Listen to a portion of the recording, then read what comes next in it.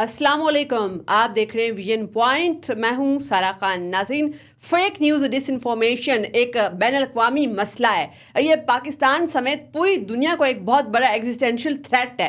अब देखना ये है कि पूरी दुनिया के अंदर जब नई टेक्नोलॉजी ड्रिवन इस वक्त वेपनाइजेशन ऑफ इंफॉर्मेशन जो हो रही है, तो उसके एन मुताबिक लेजिस्लेशन भी हो रही है, उसके साथ साथ जो रेगुलेशंस हो रही हैं ताकि जो तबाहकारियाँ इस वक्त है नई टेक्नोलॉजी की, उसके साथ फैलने वाले एक प्रोपेगेंडा की डिस इन्फॉर्मेशन की, उसके खिलाफ जो है एक सीसा पिलाई दीवार बनाई जा सके ताकि national harmony, democracy, basic human rights को कोई नुकसान ना पहुंचे। अब आप सोच रहे होंगे कि जी फेक न्यूज़ ह्यूमन राइट्स से कैसे कनेक्टेड है। अब देखना ये है कि जैसे आप देखते हैं कि 2021 के अंदर यूएन की जनरल असम्बली ने फेक न्यूज़ डिस इन्फॉर्मेशन के खिलाफ एक करारदाद पास की।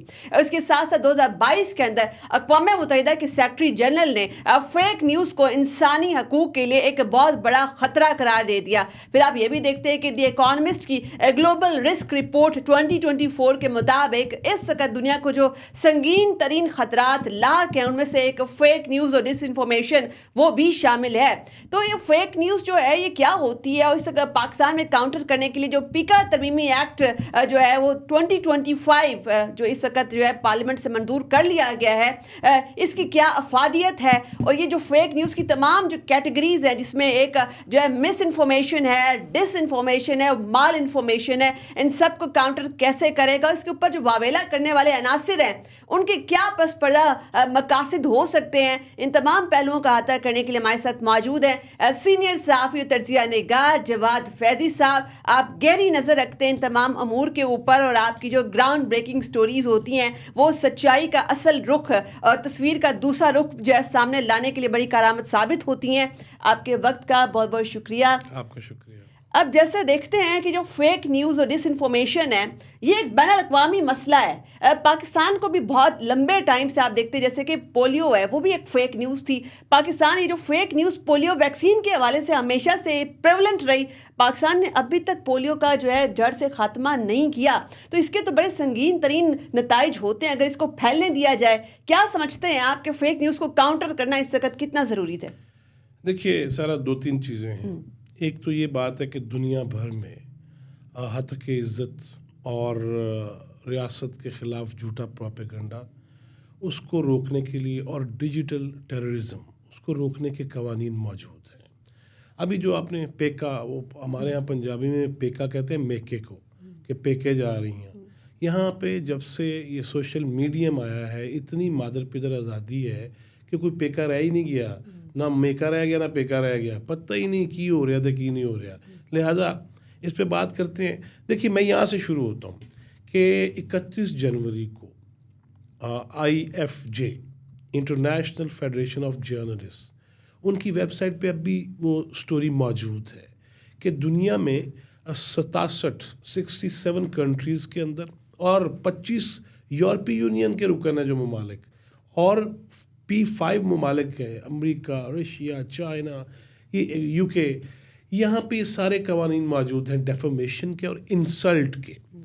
अब देखिए कितना हसास मामला है कि जब और ख़ुद इंटरनेशनल फेडरेशन ऑफ जर्नलिस्ट वो अपनी वेबसाइट पे दे रहे हैं कि ये 67 कंट्रीज़ हैं और 25 जो है वो यूरोपियन यूनियन का हिस्सा हैं, यहाँ पे कवानीन मौजूद हैं।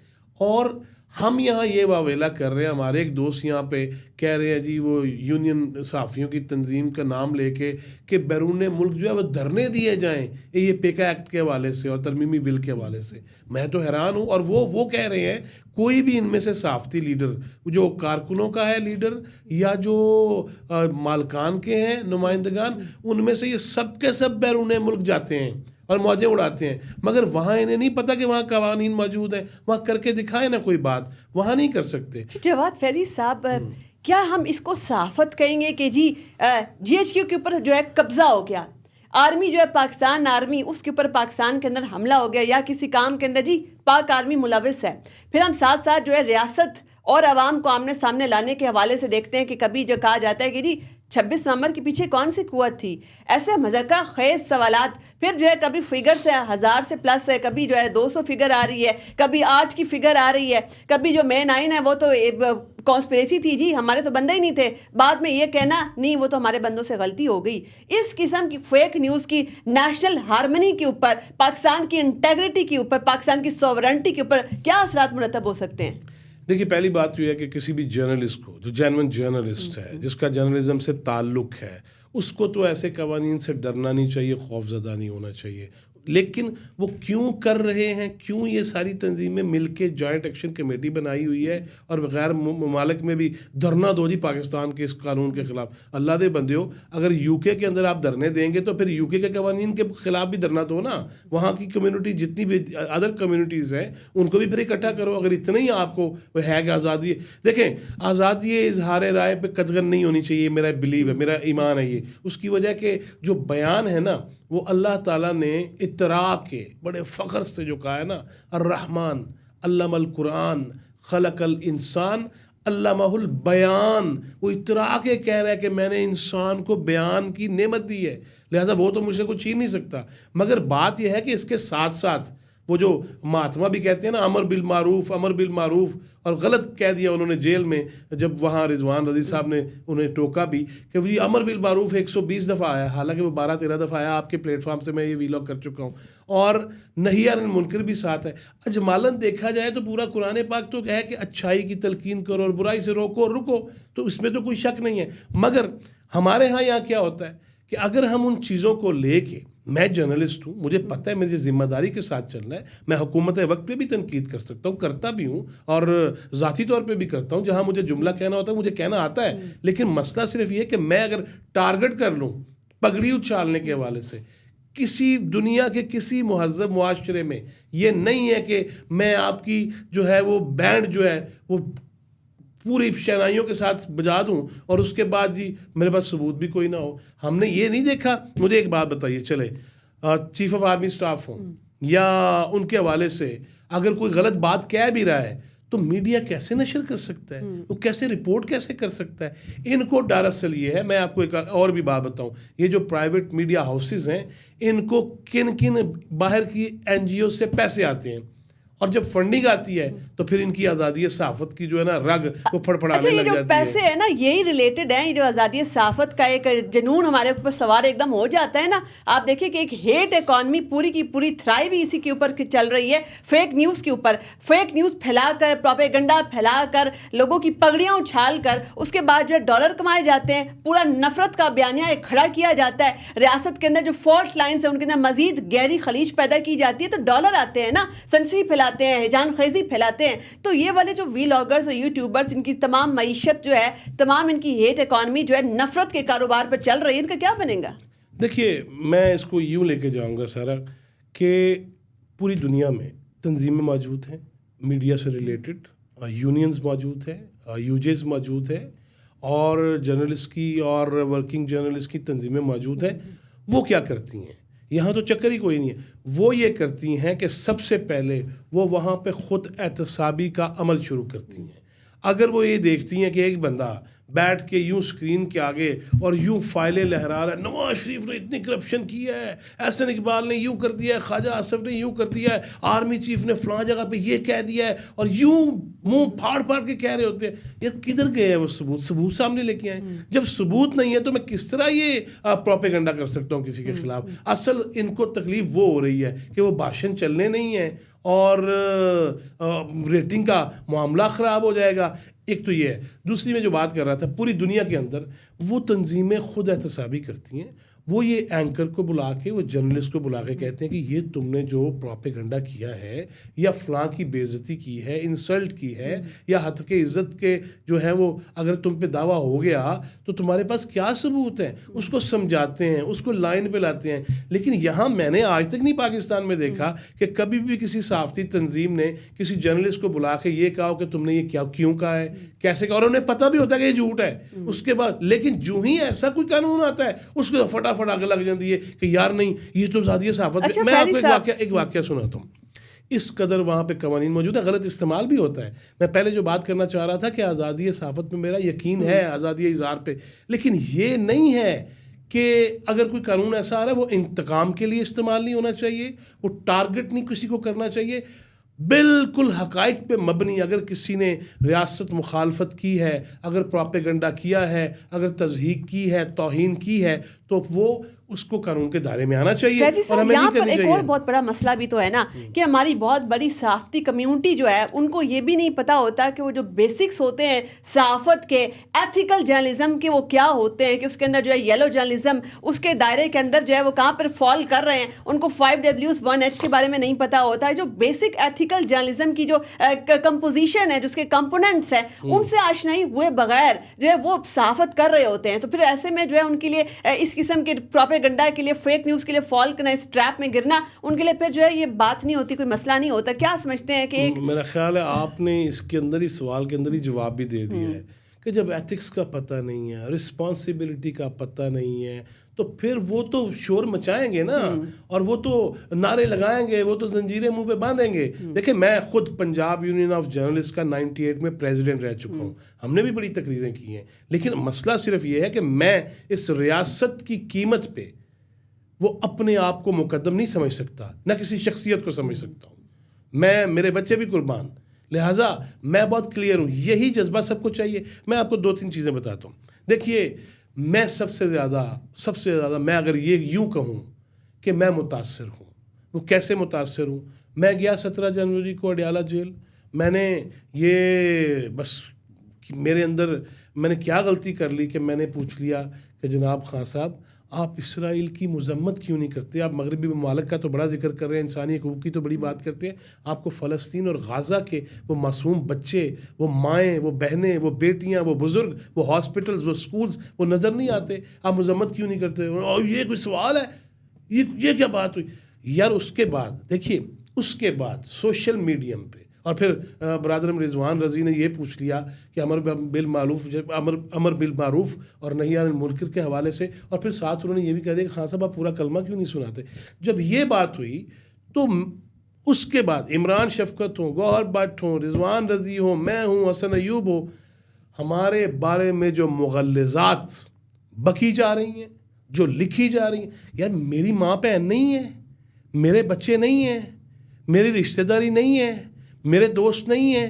ایک سوال اگر میں نے یہ پوچھ لیا جو انٹرنیشنل ایشو ہے, آج بھی آپ کی ہیڈ لائنز میں پہلے دوسرے نمبر پہ غزہ اور فلسطین اور اسرائیل ہے, تو اگر اس پہ یہ سوال پوچھ لیا جائے, میں نے یہ تو نہیں پوچھا کہ تو اپنی دھی کیوں نہیں قبول دا, میں نے یہ تو نہیں پوچھا کہ ٹیرین کو کیوں نہیں تسلیم کرتے, کیلیفورنیا کی عدالت کا فیصلہ ہے, وہ کیوں تمہارے بیٹوں کے ساتھ رہ رہی ہے, وہ کیوں تمہاری سابقہ اہلیہ کے ساتھ رہ رہی ہے, پل رہی ہے. دیکھیں جب میں سوال کروں بینگ اے جرنلسٹ اور میری اس وقت ماں بہن ایک کر دی جائے تو میں متاثر نہیں ہو رہا. سینسرشپ یہیں پر آ گئی ہے. دس از سینسرشپ. اچھا یہاں پر ایک اور بڑا اہم ترین نقطہ ہے, ہم صحافتی کمیونٹی تو آلریڈی یہ جو سائبر ٹرولز بیٹھے ہوئے ہیں, مجھے بتائیں میرے بارے میں جب یہ سارا کچھ دیکھ رہے ہیں اسی سیٹوں پہ بیٹھ کے, انہی سیٹس پہ بیٹھ کے, سیٹوں میں غلط بول گیا ہوں, انہی نشستوں پہ بیٹھ کے, انہی سیٹس پہ بیٹھ کے یہاں پہ لوگ گفتگو کر رہے ہوتے ہیں, انہیں نہیں پتا کہ جواد فیضی نے ایک سوال کیا کر لیا اسرائیل کے بارے میں. یار اس کے بارے میں جو کہا جا رہا ہے, اس کی بیوی, اس کی ماں, مری ہوئی ماں کے بارے میں,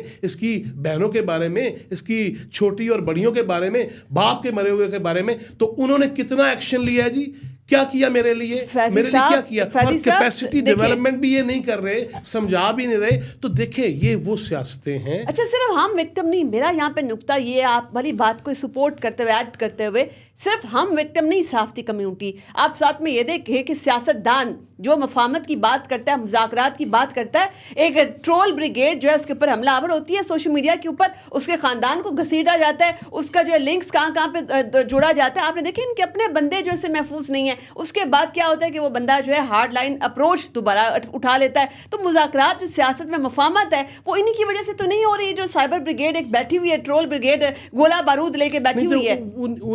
انہی کا تو چکر ہے سارا, وہ فنڈز بھی, پیسہ بھی, ڈالر کی جنکار بھی, بیرون ملک بیچنا جھوٹ کے. اس کے ساتھ دیکھیں آپ نے بات کی اہل سیاست, کسی کی بھی توہین کی اجازت نہیں ہے نا. ثبوت ہے تو عدالت میں چلے جائیں, اور اگر ثبوت ہے تو خبر دیں, اور ثبوت اپنے پاس اوتھینٹک جو ثبوت ہیں شواہد ہیں وہ پاس رکھیں. اگر آپ کے خلاف عدالت میں جائے گا کوئی تو آپ وہی ثابت کر دیں, پیش کر دیں. یہ تو ہو سکتا ہے اور پوری دنیا میں یہی چلتا ہے. میں اس کا ناجائز غلط استعمال بھی نہیں ہونا چاہیے, یہ میں بار بار ہم غلط استعمال پہ اینڈ پر آئیں گے. ابھی ہم ذرا اس کے اوپر دیکھتے ہیں کہ اس کے میرٹس کیا ہو سکتے ہیں. ایک اور بات, اگر ایک شہری, آپ یہ بھی دیکھتے ہیں کہ جو کہ ڈیجیٹل اسپیس ہے اس وقت وہ ویپنائز کہاں ہو رہی ہے, کون کون سے روگ ایلیمنٹس سوسائٹی کے اس کو یوٹیلائز کر رہے ہیں.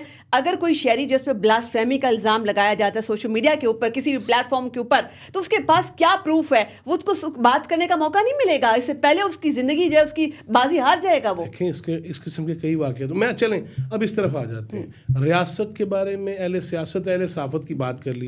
مجھے اس وقت بتائیے غیر اخلاقی کتنی چیزیں چل رہی ہیں سوشل میڈیم پہ, ٹھیک ہے, اور ڈیجیٹل میڈیا پہ غیر اخلاقی, اور سہاگرات کے قصے, پھپھی سے عشق, فلاں سے بھابھی پہ نظر, یہ چل رہی ہیں اور سٹوریز چل رہی ہیں. کسی لڑکی کی جو ہے ایڈیٹڈ اے آئی ویڈیو, ڈیپ فیک ویڈیو آ جائے, کیا وہ لڑکی کبھی بھی اپنی عزت کا ثبوت دے سکے گی؟ اچھا, پھر علاج کے نام پہ کہ جی مخصوص بیماریاں, ان کے علاج پہ نام پہ لذت ڈال دینی, نوجوانوں کو اس طرف ڈال دینا, یہ جرم نہیں ہے؟ یہ بھی جرم ہے. پھر ہم نے یہ دیکھا کہ من گھڑت قصے, جس کا دل کیا وہ مولا علی لکھ کے شروع ہو جاتا ہے, جس کا دل کیا وہ بزرگوں کا نام لے کے حکایت بنا دیتا ہے, خود اپنے ذہن کی پیداوار ہوتی ہے اور وہ سارے کہتے ہیں سبحان اللہ. یہ بھی بگاڑ کا معاملہ ہے. ٹھیک ہے, اگلے بات چلے جائیں.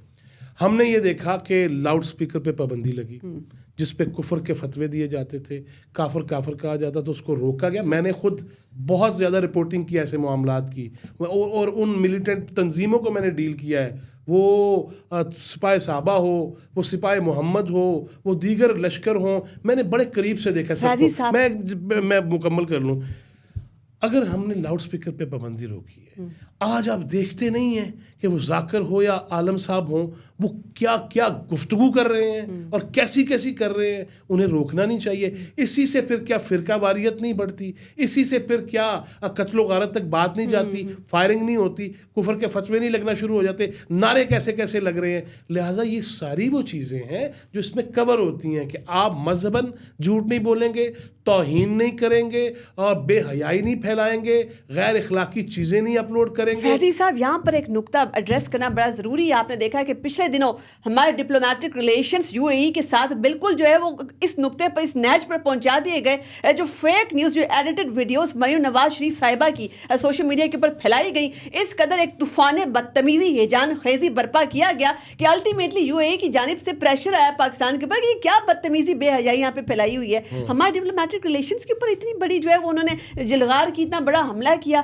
فیک نیوز اتنا بڑا ہمارے لیے خطرہ ہے. یہ تو چیلنج جو ہے سامنے ہے, عیاں روز روشن کی طرح. تو کیا مسئلہ ہے کہ جو پیکا ترمیمی ایکٹ 2025 ہے, اس کے اوپر واویلا کرنے کی کیا تو بنتی ہے, جبکہ پاکستان کے نیشنل انٹرسٹ کے لیے فیک نیوز بہت بڑا چیلنج بن چکی ہے.